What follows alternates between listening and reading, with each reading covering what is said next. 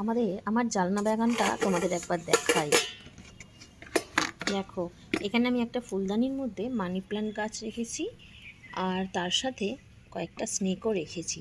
Just সবে রেখেছি তো, এখনও শিকড় গজাতে সময় লাগবে। ঠিক আছে, এটা দেখো, এই জবা গাছটা একবার দেখো। জবা গাছটা এর মধ্যে রেখেছি, এর মধ্যে কিন্তু অনেক ছোট ছোট মানে শিকড় বেরোবে আর কি। কিছু শিকড় বেরিয়েও ছিল, এই দেখো বেরিয়েছে। আর এইখানটা দেখো পাতা বেরিয়ে বড় হয়ে গেছে। এই গাছটা কিন্তু এখন মাটিতে বসালে বাঁচবে না, এটার শিকড়টা পুরোপুরি বড় হতে দিতে হবে। তো এই দেখো, এখান থেকে শিকড়টা বেরোবে, দেখতে পাচ্ছ এরকম সাদা সাদা বেরোচ্ছে।